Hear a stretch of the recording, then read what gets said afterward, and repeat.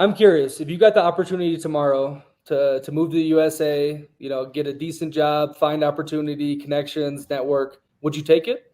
I don't think I will, like, to be honest. I used to have a higher opinion on the United States. Of course, it's been decreasing. What are the best, most underrated places to go in Mexico relating to the safety, the cost of living? If you're a bachelor, single, but overall lifestyle, where the hell should I go? These gringos that come here to Latin America and they spend a couple months or years here and they think they are experts on everything and that they know even more than the locals because they have like this way of thinking from the United States and now they are living in Latin America. Big fish in a small pond. They were nobody before, and they come down here, and because they got money from the USA, they think they can shit on everyone. Yeah. Wait, So wait, yeah, wait. Do you want me to call you Latinx? Should I do that to be no, no, politically no. correct? If you have like like an upper middle class and above social life here, it's the best place ever, because I don't have to deal with crazy feminists. I don't have to deal with junkies on the street, transgenders. I don't have to deal with all of this bullshit that you guys have in like the biggest cities. I like Latin America because it's, for me, it's safer than Europe, like, to be honest. People will maybe be call me crazy for this shit. If you got on here on air right now and said "F this cartel, F this guy," would your life be in danger? You will not try your luck, like. Okay. Give Yeah. me a breakdown on the complexes, the interfighting between the different Latinos in Latin America, because I see it a lot lately. I really like the Spanish crown. Like I think they did very good things in Latin All right, America. back in Bold. This is Bold Perceptions. Got another Twitter friend on air. I've been meeting a lot of characters on this Twitter, and Jamie, he's been a nice dude. He has some good takes. I think we're kind of in similar circles with this like nomadic living, especially now this last year. I've been living mostly in Latin America, and you're really plugged in with the scene as you live in Mexico, but you've also traveled around. Today, I want to get the inside scoop of where Mexico is headed. If it's good for gringos, I want to hear another Latinos perception on the countries I've been to in Latin America. I spent a lot of time in the Riviera in the Yucatan, so I have a little, feeling for Mexico. I love the spicy food. I miss it. I'm kind of tasting it right now in Peru with that Spanish influence, which we'll get to too, about the conquistadors and if the English were better or the Spanish. But Jamie, it's good to meet you in person. Well, online, face to face. How are you doing, buddy? I'm doing good. Fine. Thanks for the invite. And now you're in Monterio, in the northern part of Mexico, no? Yeah, it's Monterrey. And you hype it up a Monterrey. lot. It's a nice Yeah. spot up there for gringos too, or no? I don't think it's a good place for gringos because it's very Americanized. So maybe that's why they won't like the city, and it's expensive, and it's very different from other parts of Mexico. I feel like an European will appreciate more this city than an American, unless the American really likes like the way that American cities are built and run. You said expensive. So most people, when they think about Mexico, they don't think it's expensive whatsoever, right? Obviously, I saw some big Yeah. spenders down in the Riviera that are from Mexico City and so forth. But kind of let the listener know that Mexico is not just cartel and a different word, favelas. There's actually a lot of money moving around in the country. No. Yeah. And so, for example, in the case of Monterrey, Monterrey is the richest city in Mexico and maybe even in Latin America. There's a lot of In big all of Latin companies. America, Yeah, Sao Paulo. I mean, there's a shit ton of money in Sao Paulo. No. yeah, but here it's like we have a lot of upper middle class and above. Okay, so So overall. yeah, yeah, and there's a lot of companies that are based here that have their operations in the whole country or internationally. So, for example, there's a company that it's called Bimbo. And can you hear me? Yeah, I'm or here. I just put you on this. the full screen. Yeah, and for example, Bimbo, it's like a bread company, and they sell products in the U.S. and Europe, and they even have factories in Asia and Africa and continents like that. So yeah, Mexico, of course, has like this side of the favela that some people know about, or the cartel side, but it's just some parts of Mexico. Like Mexico is a very diverse country, to say like that, especially in that economic sense. It's the same, and there's, yeah, people that have money through illegal businesses, and there's people that have their legitimate business money. So yeah, we have a lot of things. So when you're talking about being one of the richest cities in Latin America, how much is a good income from a single person monthly? Is it $1,500 a month, 2,000? I mean, what kind of money are you talking about? I mean, for someone to say that he's earning good money here, I think it will be like $4,000 and above per month. So you're spending what, 1,500 on housing, food, activities, whatnot, the rest? Is that kind of the breakdown in Monterrey or no? Yeah, it's kind of like that. Of course, like it really depends because, for example, if you go, Monterrey has a city that it's called San Pedro Garza Garcia, and San Pedro Garza Garcia are really, that city is like the richest city in Latin America. Like truly, that's the fanciest place that you can ever go here in Latin America. Because there's some places that are fancy, for example, Puerto Madero in Buenos Aires, but it's just like a neighborhood. It's not a whole city. And so yeah, so for example, if you wanted to live in San Pedro Garza Garcia, you will need uh, more money. Yeah. Okay, so we came across each other through this interesting Twitter sphere of kind of alpha bros, digital nomad, geo arbitrage. There's kind of like a little group online, and there's a more specific one for Latin America, right? I'm Yeah. really curious to hear your perspective as a Mexican for the gringos that have flooded the country, right? Because ever since COVID, people have been coming down in droves because they say, "Oh, it's cheap and it's actually not that dangerous, and the food is good and the chicas are nice." Uh, what do you think about this little Twitter sphere we're in, and these gringos that want to just leave the USA for better pastures? Um, I'm kind of more of a pragmatist. So, for example, I think it's a good thing that people come here to Mexico, and of course, like they bring their money and all of that. But it needs to have some kind of regulation, in my opinion, and especially they need to integrate with the culture, because what happens a lot is that this, like the gringos that come here, for example, they all go to the same neighborhood and they all go to the same cafes, and they only hang around only other foreigners.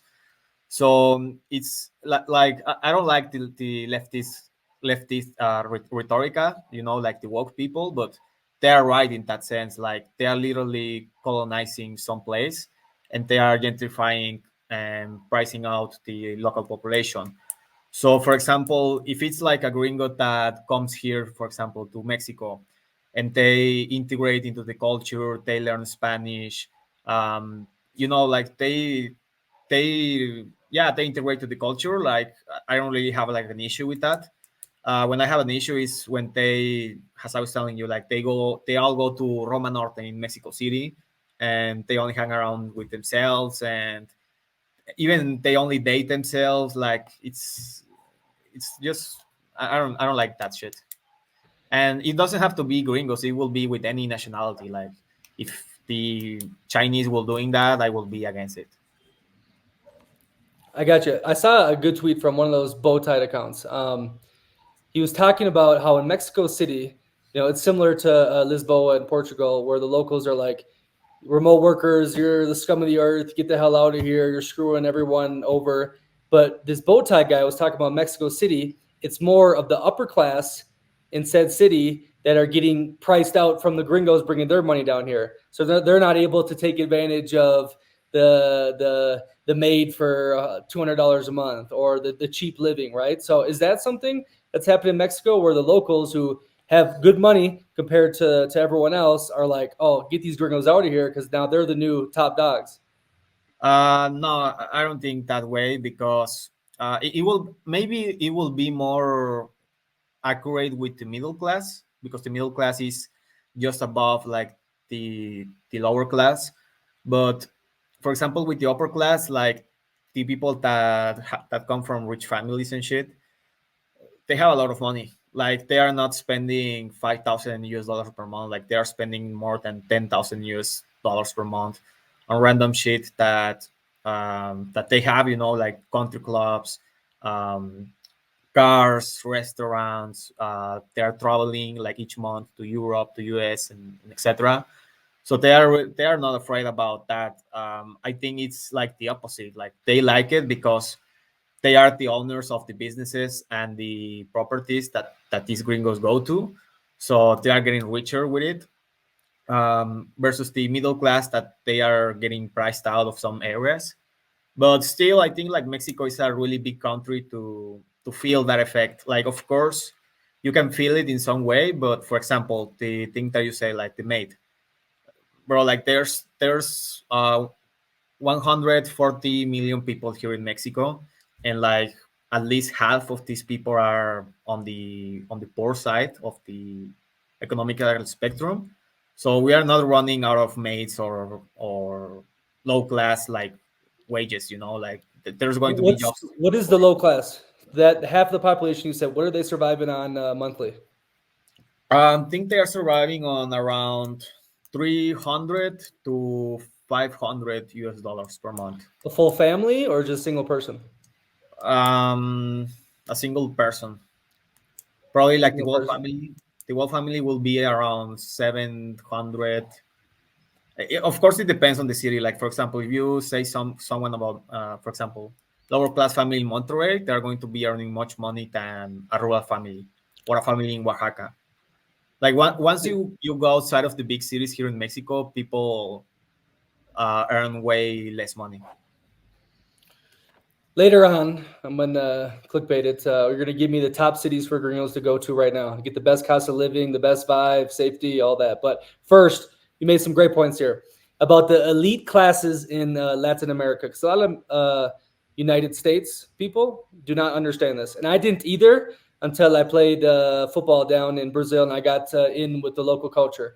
Before that, I was doing the solo traveling, not really meeting local people whatsoever. But this last year, I spent most of the time in Brazil, in Belo Horizonte and João Pessoa in the Northeast, right? Yeah. And I met people that were living lives that I was like, holy shit, you have apartments in Miami just to go shopping, you go traveling wherever you want. One dude imported 7 Ferraris to showcase one of his companies that had nothing to do with the dealership. In Latin America, the inequality is insane. And the top dogs are as rich as some of the top dogs in the United States of America. And we don't think that, gringos, Americans, but it's true. There is, what would you say it is? 0.5% of Latin America are living like, modern day colonizer kings, and about half of them are middle class, just getting by, and the rest are dirt poor. What would you kind of classify out of Latin America? Well, according to statistics, more people are getting out of extreme poverty in Latin America, so it's getting better in that sense. I still think at least at least half of population in Latin America is poor, and maybe yeah, like 40% is like middle class, and the rest will be like upper middle class and rich people. Because for example, See, like rich people have the rich people here, they have a lot of sons. Like it's not in the United States, I think, or Europe, that a rich family only has like one son. For example, if you come here to Monterrey and you go to San Pedro Garza Garcia, which is the city that I was telling you about, like the people there have like 3 kids at least, 5 kids at least. And so yeah, like there's a lot of population as well that have money. And that kind of brings me back to the point you talk about the gringos, quote unquote, colonizing, going into Roma Norte, Mexico City, and not talking to locals, buying $7 Starbucks, whatever they drink, soy lattes. But what about in the USA and in many places in Europe I've lived? A great example is in Denmark, which is 99% freaking Danish. There's whole ghettos that are totally Syrian, right? They don't speak no Danish. They don't work. They don't do any of that kind of stuff. In USA, there's a lot of people that don't speak English now, and a lot of the population's from Latin America. So, like, where do you stand on that? Like, obviously, me personally, I like to get in with the culture. I still only speak English, sadly, but it goes both ways, doesn't it? People are doing the same stuff in developing countries. They're flooding there and say, no, we're going to live our way. You see a lot of the issues in France. I saw them firsthand in Marseille about them wanting to live how they live back in the Middle East. What is your opinion on that when the shoe's on a different foot, Yeah, in the case of Europe, I am totally against it. Like, I don't really like how Europe is turning out to be flooded with immigrants, especially that are from countries that are way different than them. There's like that this thing, for example, I believe that they're really trying to fuck up Europe, because if they wanted to really incentivize the population, like, they will decrease the taxes, or at least bring some Latinos in there or something like that, something that is more similar to them, and not some Somalian, something like that. So yeah, for me, like, they can deport all those people. Like, I don't really see the problem, or break out those neighborhoods, to say like that. In the United States, I think it's different, because the United States has like an identity that you are American, but you are also like Mexican American, or French American, or Chinese American, or things like that. And they have like their own neighborhoods and shit like that, but they still speak English in most cases, at least. And they have like their own communities, like, you see it all the time. Like, for example, the Polish Americans, that they have businesses together, or the Italian Americans, or the Jewish Americans. So I think that, for example, for a country that it's made out of immigrants, in the case, for example, in the United States, I think it's like, okay, as long as they, like, they don't hate America, and they learn English and things like that, which I think is very different from what's happening here, for example, in Mexico City, because they are making their own neighborhoods, but they are not integrating into the culture. They are not learning the language. So yeah, I think it's like different. It's like a different thing. Yeah, and I share similar views. I mean, as long as you're not throwing up someone else's flag in the country and saying, spitting on the American flag, I think the melting pot works if you have common ideals to go with, because a lot of our cultures are different, right? Okay, especially the Middle East and the Europeans, like whether it's religion, how you treat women. There's a lot of different things that, okay, you're free to do what you want to do in the USA. That's what it was built on, but you have to come together on common beliefs like freedom of speech, freedom of religion. Don't tax me to fucking death, right? Like, there's things that, to make a melting pot work with so many different cultures, you have to agree on a set of principles. And that's what I'm afraid of, because it's not happening in the USA. Now, I haven't lived there fully for almost 6 years now. And I think it keeps getting crazier and crazier. And you see the Twitter stuff and so forth. But that is a scary issue that needs to be addressed. But I do see your point about Mexico City. It becomes just a straight up bubble, right? And Yeah, that's gets ugly. yeah, and a lot of these people also are like social justice warriors.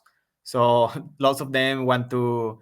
They are virtual signaling, and it's really crazy, because they are on that side of the political spectrum, but they think they are above like the Mexicans, for example, like the locals. And it's like, yeah, like, bro, like, you are in Mexico, like, it's not that different. Wait, wait, So yeah, wait. Do you want me to call you Latinx? Should I do that to be no, no, politically correct? no, That's that what I'm saying. shit's Like, in Mexico, it's way more like traditional and conservative, right? And so these people that are coming there are trying to enforce way more progressive ways onto the people. Is that what you're kind of saying, or no? Some of them, not all of them. I think like the crowd that lives abroad, it's either really woke or they are really like on this conservative spectrum. So it really depends. For example, if they are in tech, we usually they are more liberal and more progressive. Um, and if they have like their own like businesses, they are more conservative. So it really depends. I'm curious if you got the opportunity tomorrow to move to the USA, get a decent job, find opportunity, connections, network. Would you take it? I don't think I will like to be honest. Like it will Okay. really need to be like a city that I really enjoy. But still, like I don't see myself living in the US. Like to be honest, I even work right now with a company that it's based in New Mexico in Santa Fe, and I'm getting a visa to visit them and work for some seasons, for example. But I will just do it for the experience and to practice more English and maybe earn a little bit more of money. But I don't really like view the United States as like, oh, I really want to live in there, or I will do whatever it takes to, it's like, yeah, like whatever. Now, let me ask you this. Was that different 10 years ago, or is this the socioeconomic classes that think this way? Because, a lot of perception from Americans is everyone south of Texas would love to come here for the American dream and whatnot. Has this Yeah. recently changed in your mind, or is it how it's been for the people that aren't, lower class or have a way in Latin America? Well, I think I used to have a higher opinion on the United States. Of course, it's been decreasing due it to the events and the content that I have seen, like the news and everything, or things that I see on Twitter or Instagram that happen there. And also, of course, like if you have like like an upper middle class and above social life here, like it's the best place ever, because for example, in my case, like I don't have to deal with crazy feminists. I don't have to deal with junkies on the street. I don't have to deal with transgenders. I don't have to deal with all of this bullshit that you guys have in like the biggest cities. And I only have it at a fraction of the cost. So it's like, and you can make as much money even or more. Like it's not that difficult once you get past certain figures. So yeah, I would rather live here in Latin America, Well, 100%. especially with the internet, that's opened up so many gates for people around the world. I mean, I've heard studies of people in freaking the mountains of Pakistan doing social media, making $100,000 a year now, which was impossible 10 years ago. Um, but it's interesting you say that, and I felt that you were going to say that. Obviously, the perception of the USA is changing fast. I think it really got hit with the TikTok during the COVID shit because I think not it still was happening before that, but it was a really focal point of the rest of the world not seeing Hollywood propaganda, not seeing what we put out in the news, like seeing day-to-day life of Americans, right? Yeah, And we post all this shit about everything. We're a lot of neurotic type people in USA, and people are like, damn, this isn't what I grew up watching the movies, with Schwarzenegger and the Hollywood films of the 80s. It's been exposed, right? And it's not all of it. It's still one of the probably the best places for opportunities if you're not stupid, but it's yeah, not as beautiful as the propaganda used to promote it. yeah. I think there's no better region in the world right now. Maybe I think Latin America. I think, for example, United States is a really good place to make money. To live, yeah, it will be of course like a good place. Like any place is good if you are rich. But for example, it's mostly a good place to make money.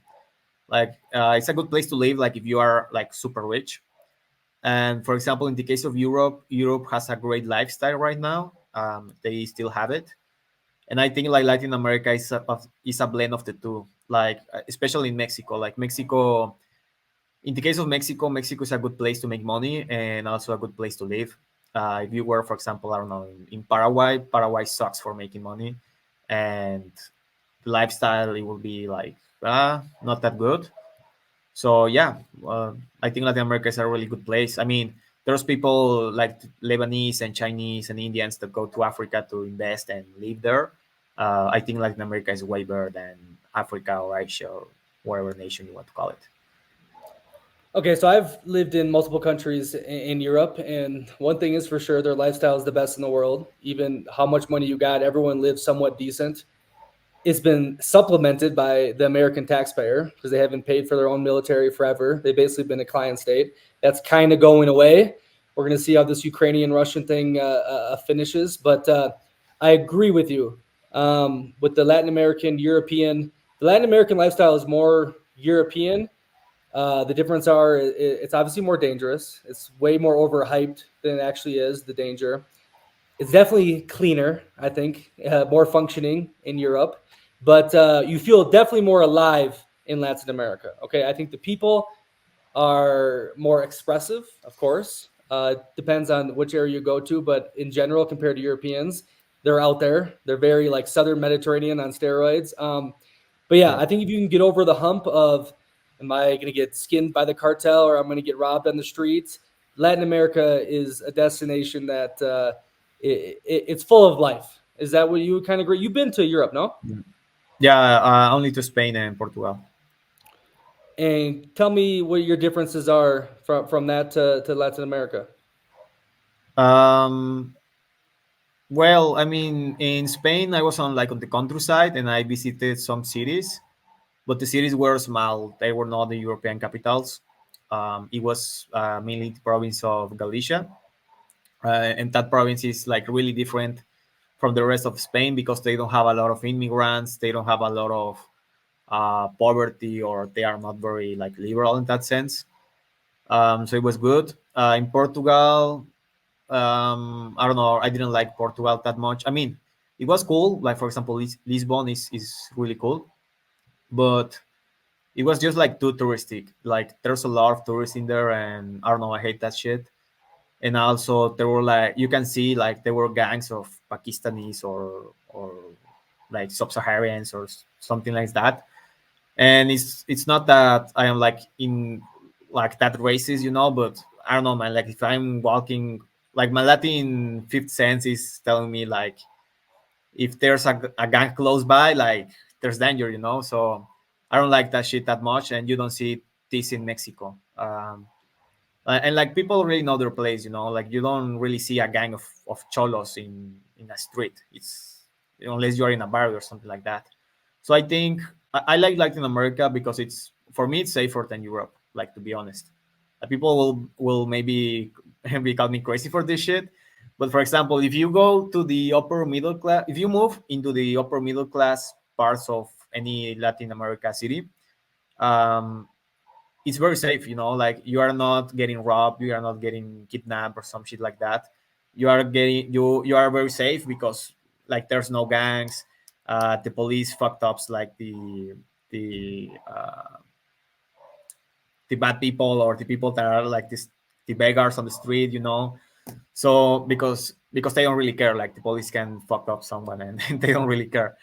So I think it's safer in that sense. I think like the number and you have no risk of terrorist attack. Like that's another thing. For example, in Europe, you could be a victim of that shit. And Or yeah, war, or war. Besides now, Venezuela trying to take over Ghana. There hasn't been war in Latin America, for a minute. Besides internal stuff, military coups. yeah, but it doesn't happen that much. And for me, it's like if you are not hanging around in dangerous areas and you are not consuming drugs, like you are hardly going to get robbed or to receive something. Like I live here my whole life, and I lived in Argentina. I've been to Uruguay. I lived in Paraguay. I live in multiple cities in Mexico, and I have never been robbed, nor stabbed, nor shot at, nor kidnapped, nor nothing. So, and most of my friends have been the same thing. I'll tell you, I got a couple points here. The one big difference is in Europe, you don't hear the dogs barking all the time like Latin America. I keep hearing that dog in the Yeah, background. Is fuck man, that? like the neighbors' dogs. I don't completely agree with you saying Latin America is safer than Europe because, I mean, I don't I will walk say around.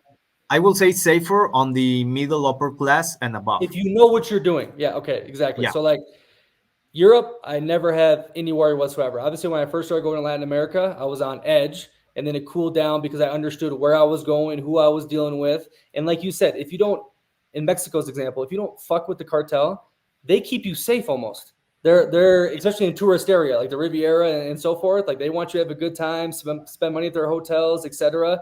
And it is kind of like there you need to see the bad apples, okay? But everyone else is kind of just to their own, not going to try to mess with you. Lively, fun people. They'll help you out where you want to go, when you want to go.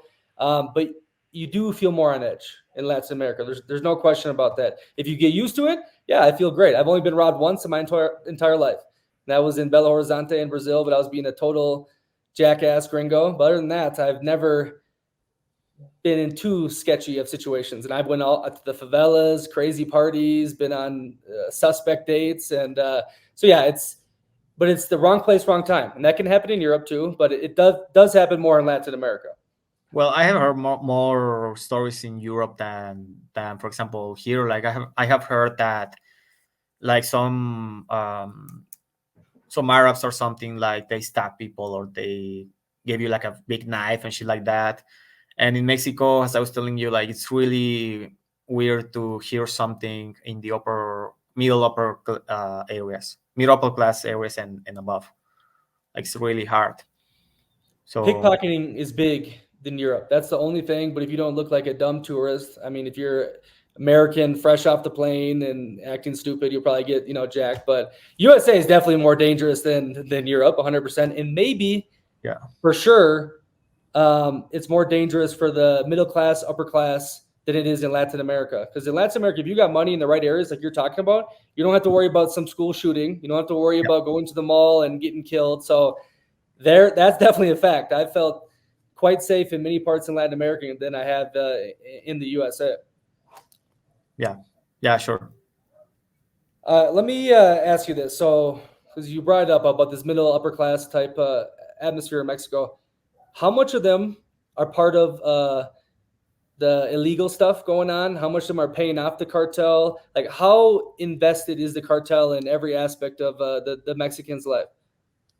It's very little, to be honest. Like I feel like a lot of Americans think that like nearly all people, or at least half of the middle and upper class, are involved with the cartel, but they are really not. Like, of course, there's some people that like wash money, like they do laundering of money or things like that. But or maybe they are they are politicians and they steal the money.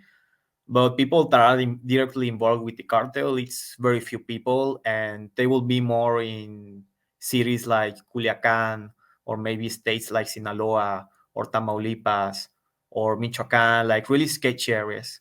But for example, if you are for example, in Monterrey, like there's very few people in the cartel, like very few people. Um, in the Riviera, which is obviously a ton of money and very touristic, I met a lot of owners of the hotels or shops and whatnot, and majority of them were paying the fee for protection. Is that just because it's Oh, tourist oh yeah. area? You mean, if you mean that, yeah, like yeah, we call it here pagar piso, which is paying floor, to say like that. Yeah, that does happen, especially in the Rivera Maya, of course, and it depends on the cartel, but there are some cartels that are really strict with that shit, and they even charge like the street vendors and things like that. So to finish this conversation, is it if you got on here on air right now and said "F this cartel, F this guy," would your life be in danger? Um, Obviously, I my don't reach know. is not too huge, but maybe it would get around. Like I'm just asking, can a Mexican person stand up and say, this person, screw him, or are you that protected? I mean, you will not try your luck, like Okay, yeah, gotcha. So there's still you power, and you still got to watch your step a little bit, no matter what you're doing. yeah, yeah, especially with like big cartel here. Beautiful. Hey, so Jamie, we were chatting beforehand. You travel a lot of Latin America. You've been to Europe, and I kind of went off, not went off on you, but was making fun of your complex and the Latinos, how they battle each other. Argentina people think, oh, we're so European, we're not like you guys. and the Mexicans are like, "You're broke. You work at our smoothie shops in Mexico." Give me Yeah, a breakdown on the complexes, the interfighting between the different Latinos in Latin America, because I see it a lot lately. In Peru, it's been crazy. Brazil was wild. They hate Venezuelans. People are like, get them out of here. They're causing all our problems. I heard it's the same in Colombia. So yeah, people like Americans think, oh, all the Latinos are together, and but there's battles between you guys, no? yeah, sure. So for example, the stereotypes are like the Chileans are like ugly and they speak bad Spanish, like no one can understand their Spanish. For the Argentinians, it's like they are really, they think they are like Aryans and shit like that, but they are Latinos, like they are brown or they are poor. For example, for the Bolivians, we say that they are like Indians, like indigenous people. Mexicans, they call us like the monkeys.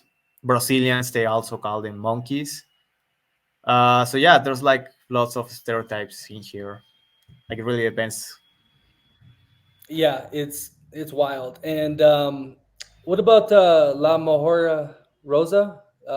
Improve the race. You know that saying, La Mejora Yeah, Rosa? yeah. That saying is mejorar la raza. It's like a saying that if that you need to marry someone whiter than you, um, to have like better of.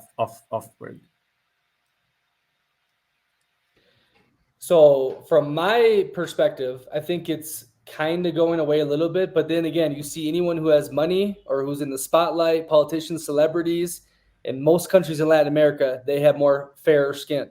Now, can you get Yeah. into that? Like, it's dug down from when the Spanish, the Portuguese came over here.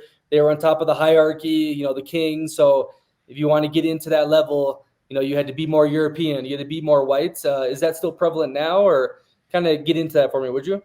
Yeah, of course, it's still prevalent. I think it's something very subliminal. When someone has money and they are not like that fair skinned, they usually marry someone that is fair skinned to increase like their status. So if you are whiter here in Latin America, you will be perceived as higher status, especially in countries like Mexico, like Bolivia, Peru, Colombia. If you are in Argentina, maybe not that much because there are poor fair skinned people in Argentina, but overall in Latin America, yeah, it's the same, like the same feeling. And I don't think. I mean, yeah, of course it came with the conquest of America, but also like the immigrants, the European and Lebanese immigrants, and all of those immigrants that came here to Latin America, they've been doing better businesses and they've been growing as a community. And the indigenous people have not, or the black people have not. So that's why maybe you see like more people that are first skinned as well, that are on the upper classes. It's like when it's like I really laugh at this thing, but it's really real. Like when a black man has money, they don't marry like a black chick. They usually marry a white chick. So it's like at least the same thing here. Like any man that is brown or black, like they will marry a white or chick. Good breakdown. Yeah, I've definitely felt it and related back to the gringos listening who might want to move to Latin America. Does that play effect with how you are treated or the dating prospects you get if you're a white dude that comes down here? Obviously, Yeah. you get the stereotypes. Oh, the white man with the blue eyes is the king in Latin America, and you can go into it. It's not exactly that true, but is that a benefit for people if they come to Latin America if they have that white skin and the blue eyes?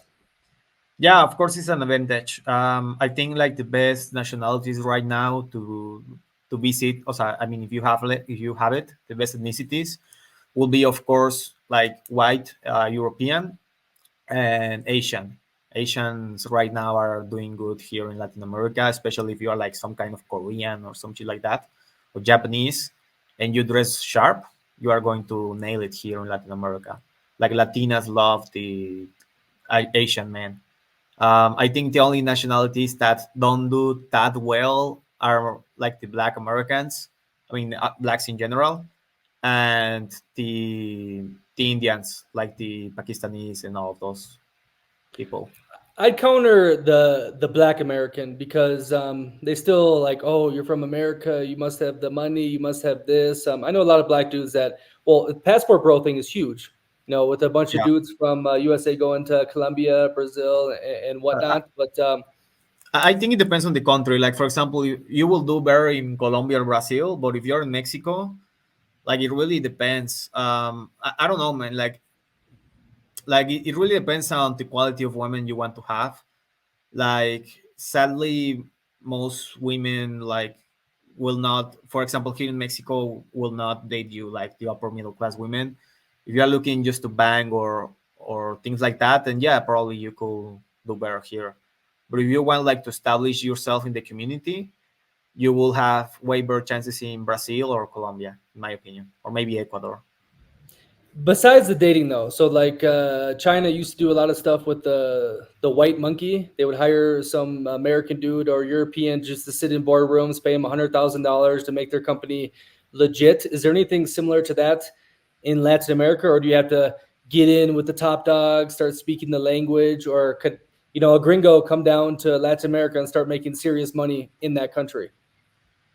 There exists nothing like that, and I think yeah. I mean, any immigrant can come here and make money.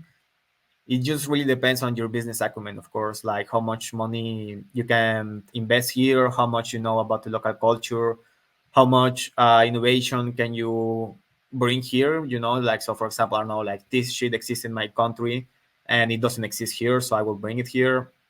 So yeah, any people can make money here, like but you will need to have a lot of street smarts, to be honest. Like it's not like, besides of course like the business acumen, you need the street smarts because you need to deal with local vendors and and a lot of things that are not doing the conventional way, to say like that. You have to bribe people and shit like Exactly.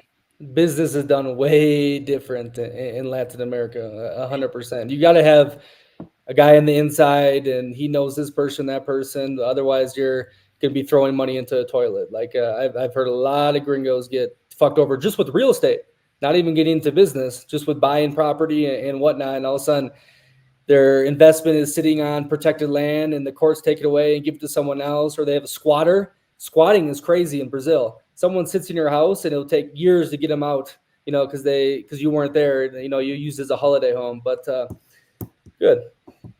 Nice, nice. Yeah. Jamie, tell me, because we met through this Twitter sphere. What do you?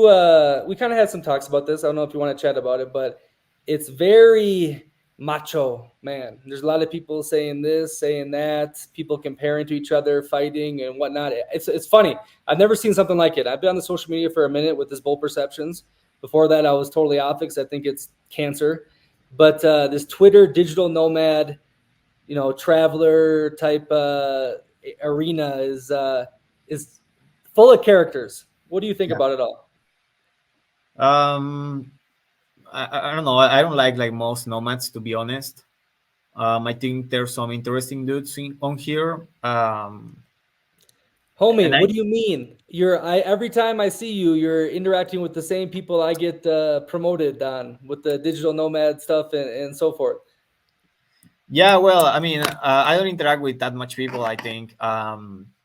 Just some people, I mean, maybe they like my tweets or retweet me, but I don't really interact like that much with them. I think it's just like a symptom of our age. Like it's not exclusive to digital nomads. I do content on TikTok. I mean, I was recently banned, but I was doing content on TikTok, and a lot of people are the same way in there, and they are like Latin Americans as well. So I think like this whole macho red pill shit, it's on every corner of the internet. Like, and like all people are exposed to it. Like it really makes you think if it's something like planned or some shit like that. 100%. Yeah. Like negativity gets the clicks, gets the views, gets the engagement, and so forth. But I see Yeah. some of these people on here. There's a lot of anonymous ones too. And it's like, I don't know. I caution anyone that gets in these kind of circles to be careful who you listen to for sure. but also that a lot of these dudes, they talk a lot and they're not necessarily living, how they say they're living. And it's, that's social media. You want to throw out all this stuff and make your life look better than everyone else. But the little circle we are in, there's some good dudes I met, no question about it. But I don't know. I find it funny when these gringos, they come to Latin America and start acting like, they're king shit, and nobody can say anything else to them. It's like, there's these people who do this nomadic shit, and I'm one of them. Okay, I've been doing it for a while. Half of the year I get paid to do it, playing professional sports, but every single one of them is ticking differently. Because why the hell would you leave where you're from?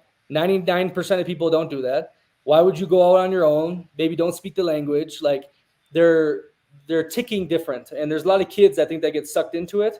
Like, oh, the West is dead and this, and we got to escape and go to Mexico, and I'll be on the beach and Hakuna Matata. But it's not necessarily as easygoing as you think. So that was kind of my perception about the bubble we're in. What do you think about it? Yeah, that happens a lot. Like as I was telling you, like these gringos that come here to Latin America and they spend a couple months or years here and they think they are experts on everything and that they know even more than the locals because they have like this this way of thinking from the United States and now they are living in Latin America. So yeah, it just goes with the thing that I was telling you, like I think subconsciously they think they are above people from these areas for shit that their country did like 100 years ago. Like it's like okay, like Germany was really good, like I don't know, like maybe 14 years ago or some shit like that. But right now it's a really trash country. Well, I mean, maybe Germany will not be a better example will be like something like I don't know, like Italy or Belgium or Spain, even like bro, like people in Mexico earn more money than the people in Spain, and sometimes like the Spaniards think they are better than the Mexicans, and that translates to a lot of people that come to these Latin American countries to immigrate. So yeah, so for example, there's a guy on Twitter that always say shit like, oh, like if you are spending less than living on less than 5,000 US dollars a month, you He's are not a fucking. bad guy though. Yeah, I know you're talking about that jurors. Like, he gives that little clickbait, but overall, I've seen his stuff after a while. He's not a bad guy, but there's some guys like him that are just total clowns. They're big fish in a small pond. They were nobody before, and they come down here, and because they got money from the USA, they think they can shit on everyone. Yeah. I don't think they have like that much money, to be honest. I think they are just doing for the clickbait and things like that. But it's funny to me because it's like, bro, like most locals here live on less than $500 per month. Like what are you even saying? So yeah, it's funny when they try to be like this all um, like what they say it's right. But his good responses, because I like him. He's been nice to me. Hakuna Matata, that jurors. There's other people that say it. His best response is, oh, I just don't want to live a normal life. Like, if you want to, you can. if you don't spend 5-10 grand a month in Latin America. It's a great response because he's not being mean. He's just like, hey, he's telling you, oh, you want to live normal? Great, but I won't live normal. But yeah, that yours is funny. Um, hey, last topic, for sure. I want to hit into that thread you had, and because you commented on one of my Instagram stories when I was discussing about the Spanish and the Portuguese and how they colonized different countries, and how I think the English did better, obviously with the United States, Canada, Australia, and so forth. But I went through your thing and I read it, and I'm like, oh, that's not too bad a point. So tell me, you don't think the Spanish and the Portuguese fucked up Latin America? I think they fucked up Latin America in a way. So for example, I don't think they supported the local white population, to say like that. So, for example, the Spaniards had a class of citizens that were called criollos, which were sons of Spaniards here in Latin America.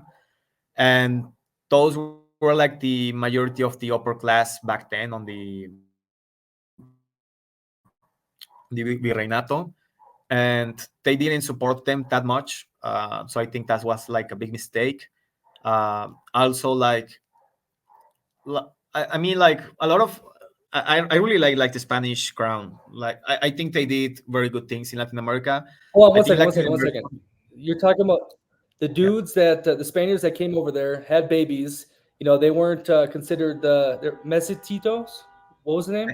No, mestizos. It's when they are sons of Indian women and Spaniard men. But When I'm saying like they're criollos. What? yeah, when they're born in the New World, right? A lot of Yeah. those dudes from the Europeans were like, okay, well, it's kind of my kid, but kind of not, and I'm gonna go back and good luck. Is that what you're kind of saying? What they did, or no?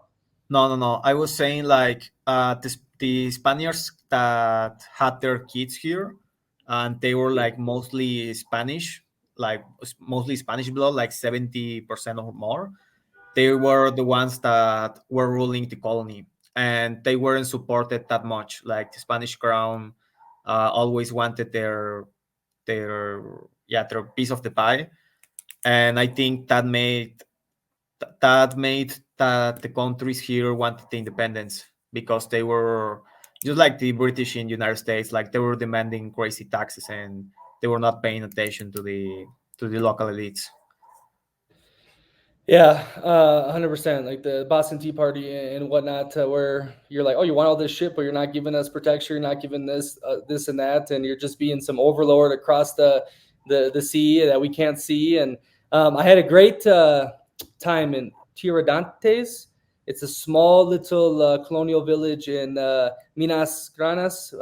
Belo Horizonte is the capital of the state in Brazil, Yeah. and it was his Independence Day. So we went there for the holiday.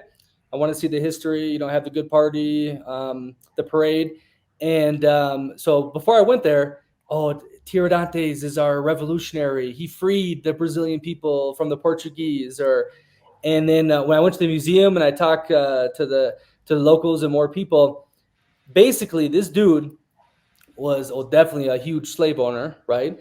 Mostly European blood, and he wasn't trying to free the people. This dude was like, I just don't want to pay their taxes. I want to take the Portuguese crown's roll and get all the money, you know. And so it was like, it's an interesting battle in Latin America where it's like a lot of people, everyone was for themselves, or they couldn't identify with one because you had the slaves, you had the Indonesians, you had the mixed from the Europeans, you had Europeans left over, and I still feel that today, you know, especially in Brazil, where it's basically this huge economy, this huge population, and you have a select few that control everything, and they use this massive government to control everyone else, put them in their place. And I don't think colonial structure has left Brazil and maybe most of Latin America. What do you think about that? I mean, of course, like there's always an elite that controls everything. So yeah, I think like the same way, like in some ways it's ruled the same way. We just change like the overlords, you know. So we used to be ruled by the church and the Spanish crown, for example, but now we are ruled by some Masonic lodge or something like that, and the local elites. So yeah, definitely. Well, time out. Mexico is controlled by the cartel, not the Masonic Lodge. No. No, I think it's the other way around. Like I Don't mean, get on these Twitter conspiracies. Come on, bro. Next, the cartel is running, and probably the CIA influence, and there's some big pockets behind the scenes with all them, of course. But who's really running Mexico right now? Come on.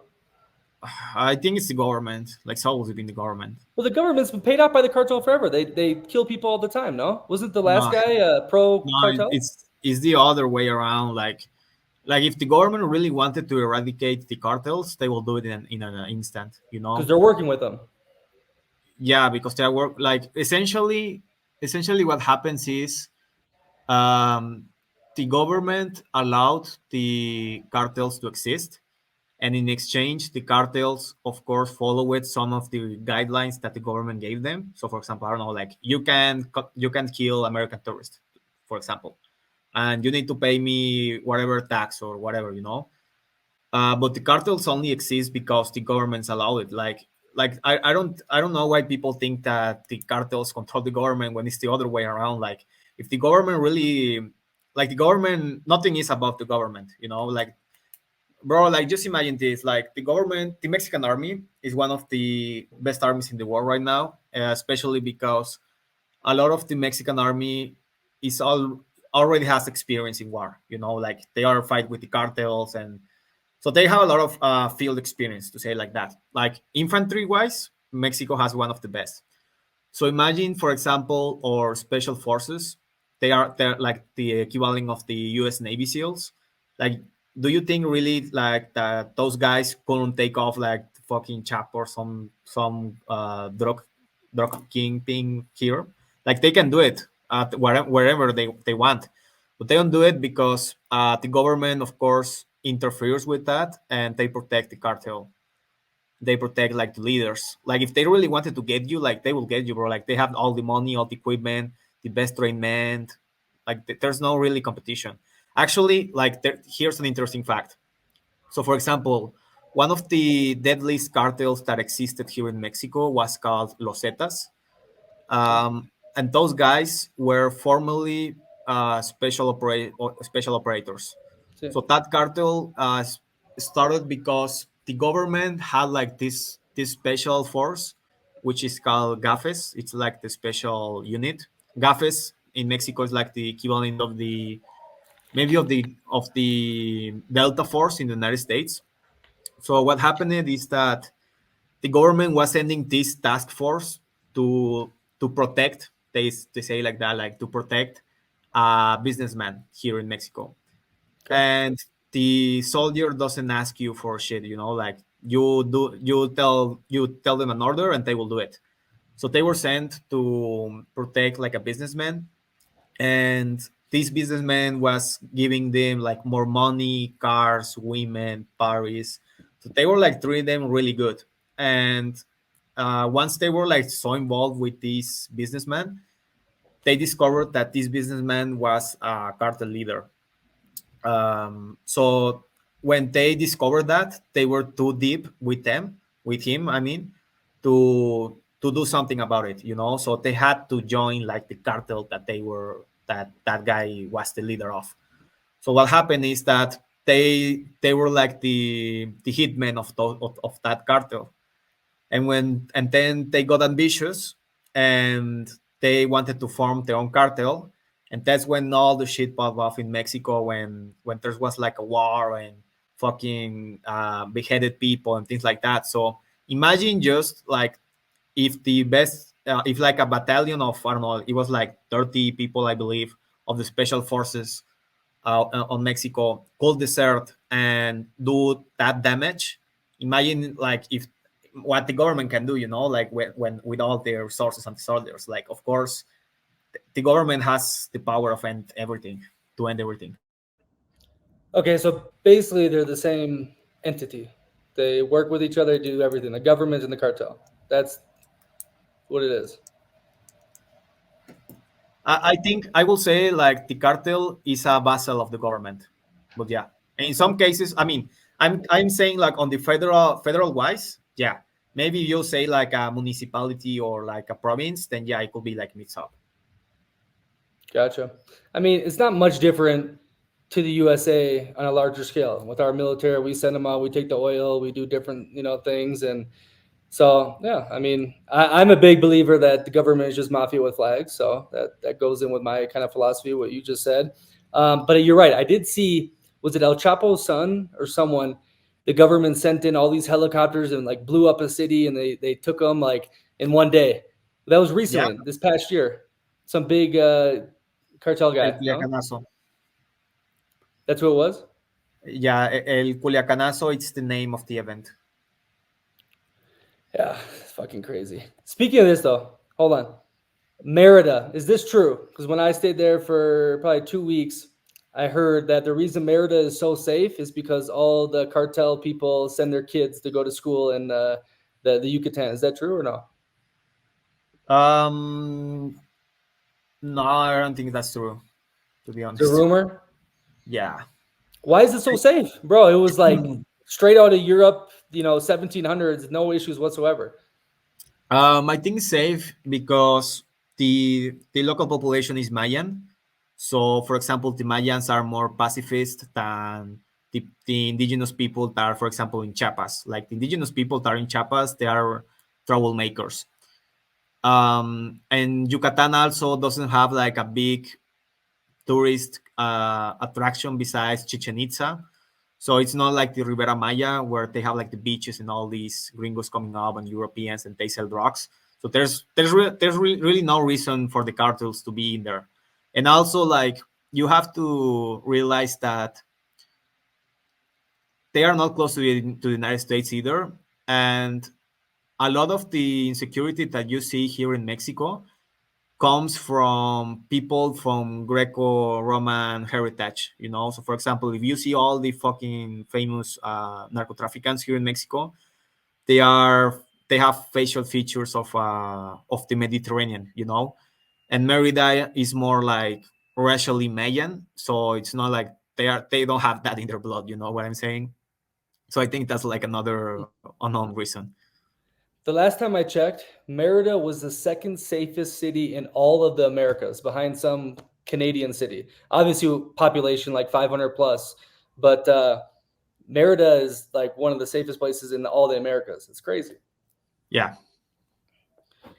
But Yeah, so good. I'm learning a lot from you. I like it, Jamie. Okay, last thing. So, like I said at the beginning, I want to tell Gringos, or shit, even Mexico City socialites, what are the best, most underrated places to go in Mexico relating to the safety, the cost of living. If you're a bachelor, single, but overall lifestyle. Where the hell should I go? I think Mazatlan right now will be on top. Mazatlan is like the best city in my opinion because it has a great nightlife, it has beaches, it has great food, and it has a great local experience. So, for example, if you go to Cancun, you will not see shit. If you go to Puerto Vallarta, you will not see a lot of Mexican Oh, culture. hold on. Normal gringos go to Cancun, will just do the hotel zone or whatnot. But there's some real big shakers and movers in Cancun. I have Yeah. a friend there. She has a home and she knows all the big shooters, and they're living crazy lives down in Cancun. Like, you can find it if you're connected with them, or if you're spending the big money. Yeah, yeah, sure. Yeah, sure. Cancun is like a mini Miami, I think, in my opinion. Another city will be Guadalajara. Guadalajara has a big population, young city, beautiful people, great nightlife, great food, a lot of Mexican culture and art and architecture and everything you want. It's in Guadalajara, and it has a good cost of living. Like it's not that, I mean, a good value for your money. Um, Another city Quanto, will be Quanto to live a good life there right now, and the first city, you say Mazatlan, right? The first city. Mazatlan. Yeah, Yeah, yeah. Mazatlan. Quanto for both. I think it's like from 1,500 you could live like well, you know, like you are not suffering, you know, if you are earning that. If you are earning like $3,000 or more, and then yeah, you will live pretty good. In both cities. Yeah, yeah, Not for sure. earning, but spending. I'm talking Yeah, spending. spending. Spending. Okay. What's Yeah, the next because one? you will Mhm. be spending like 1,300 on rent, maybe 500 on food, and the rest on going out. Going out is more expensive because if you like, for example, clubbing, here is like in the United States, like you need to have a table and shit like that. So yeah, you will need to spend more money. Any more cities? Um, I'm a I beach think guy. I'm a beach guy, but I don't want too many people there, Preferably no gringos, and I have Wi-Fi. Mazatlan is the way to go, man. Like Ande. Mazatlan, the city that I was telling you about. Oh, the first one. Yeah, yeah, Are yeah. you? Is it Mazatlan? Is it? Do they gringos say it differently? See, I think I don't know, Mazatlan. Send it to me after. Send it to me after. But this is on the Pacific Coast, correct? Yeah. Okay. Okay. Mazatlan. Um, Hey, Wakahara, and then what else? well, I think another city will be Querétaro. What's that? Querétaro is like north of Mexico City, and it has a low cost of living. It's a very conservative city, and it's very chill, and has a great climate, and it's growing a lot. So I really like retro. I will put these three in the description. Dude, have you been to Bacalar? No, no, I haven't. You need to go to Bacalar. It was freaking amazing. They say it's the next Tulum. Tulum 10 years ago. It's when I was there, 2020. It already started getting a little developed, but it was chill, and only like the hippie gringos were there. But I loved it. It was really good. I like the Riviera, even though how you know Americanized it is. There's a lot of hidden spots that you'll have a beautiful time. Basically, have Caribbean Sea, the great Mexican food, and lots of different chicas. You don't like the Riviera or no? Yeah, I like the Rivera, to be honest. Favorite spot? Playa del Carmen, easily. It gets a lot of It's hate, still but I think it's the only, besides Mazatlan, is the only livable beach city here in Mexico, like decent beach city. So that's where I was, camped out at during that time period when I visited Bacalar for about 6 months, and no, it's good. Besides that little yuck stuff that goes on the beach sometimes, Yeah, Segasara or whatever. Um, no, it was really good. Good food, nice people, and you have the Wi-Fi. You have Walmart for God's sakes. Like if you yeah, want to do your digital nomad thing, that's the easy spot to start out. yeah. I think it's the best spot if you are a digital nomad. I actually started there. I think it's the best spot. What part did you stay in? Close to the 50th Avenue. Like I don't remember the Yeah, like other. 10, 15. It was more close to CTM. Anyone that wants to go there, I don't know how it is now, but Colonia Hollywood, I think it was off 20 and 30 is the best. It has such a cool vibe. They have old cars in front. You're next to like the Argentina cafes. Oh, Charlie's, the little cafe Charlie's. Did you ever go to that restaurant? I don't remember. It's Like to be freaking honest. amazing. And then there's Yeah. that Cusco Coffee Cafe that's about 5 minutes walking more towards south, which is good. But Colonial Hollywood is my favorite. That was a really good spot in Playa del Carmen. You didn't hear the noise at night on Fifth Avenue, but you were 5 minutes walking from there. You had the pools, all that kind of stuff. So amazing. Jamie, do you have any more stuff on our conversation, or are you cashed out? You said a lot of good things that I learned about. Well, I think I pretty much say everything. I don't know what else can I say. Like my experience has been just in Mexico and South America. I mean, the Conosur. But yeah, I encourage anyone that visits Latin America to truly integrate into the culture, like learn the language. That will help you a lot, like with dating, with getting better prices, renting or buying shit. Like Spanish is a really, I think it's a pretty easy language if you already know English or French or whatever. Like it won't be difficult if you are a Chinese speaker or something like that, Mandarin speaker. But yeah, learn Spanish. Like it's worth it, and truly try to get like the local experience. Like don't just book on the popular nomad areas or go to the nomad gyms or hang around with other locals. I mean, with other nomads. Like try to enjoy more your experience with locals. Of course, if you're new to the stuff, start there and then expand out, right? Get your footing down and do what you say, because then you open up a whole new world, a way funner world, a way cheaper world. But the last thing I was going to ask you, okay, so you've been to a couple different countries. I mean, you're a young dude. I assume you want to go to more. But do you see yourself in Mexico for the rest of your life? Like, would you settle down in Mexico? I am thinking of living in, for example, Spain and Argentina, but for some seasons. But yeah, I will live my whole life in Mexico, just like not all the time. I would like to travel to other places, to live in other places, man. Yeah, Yeah, it says same. a lot. Awesome. Hey, Jamie, any travelers, people thinking about Mexico or just want to connect with you? How do they reach you? They can reach me in my Twitter, which is Jaime Ramos, I think, with double A, We'll put it in there. or my Instagram, which is Jaime Adrian R. All right, great. People got questions and stuff. I would appreciate it if you help them out a little bit. Not too much. I hate when they do the basic stuff. If you Yeah. if you just ask, oh, is Mexico dangerous? Come on, no one wants to answer that. So But hey, Yeah, Jamie, it was great to have a conversation, through the virtual thing, face to face. Keep tweeting what you tweet, and don't get lost in the sauce on those little spheres. yeah, yeah, sure. Thanks, man, And for one the of these invitation. days, meet up with me. I think I might go back to Europe for next year, but I told you, go to the northeast of Brazil. You let Yeah, me know yeah, when you go there. I'll tell people to take care of you. You'll have a fucking great time.